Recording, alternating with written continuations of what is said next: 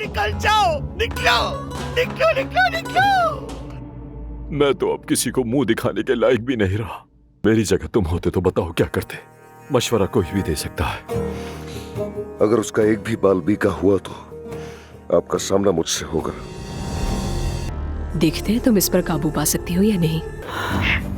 Recording ना करो, ये अच्छी बात नहीं है। चलो बंद कर दो। ये तो सोहा बेटी है। मेरे साथ चलो। अम्मी छोड़ दे मेरी बेटी को, छोड़ दे। दादी मुझे छोड़ दे। बचाओ दादी, मुझे बचाओ।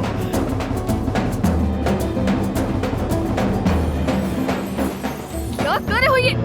छोड़ो इसे। इससे दूर रहो। ये हमारा अपना कुत्ता न्याजी है। वो उसे मार डालेगा, मैं पहले ही बता रहा हूँ। इस बार हम इसे जेल से नहीं निकाल पाएंगे। चलो। मैं इसकी इजाजत नहीं दूंगी। मैं नहीं जाऊंगी, नहीं जाऊंगी मैं। छोड़ दो मुझे, मैं नहीं जाऊंगी। कहाँ ले जा रहे हो? मैंने कहा उतरो फौरन अपनी गाड़ी से। मैंने तुमसे कहा था ना कि सुहा मेरी बहन है। मैंने कहा था ना कोई उसे ना छुए। तुम्हारी जुर्रत कैसे हुई मेरी बहन को हाथ लगाने की?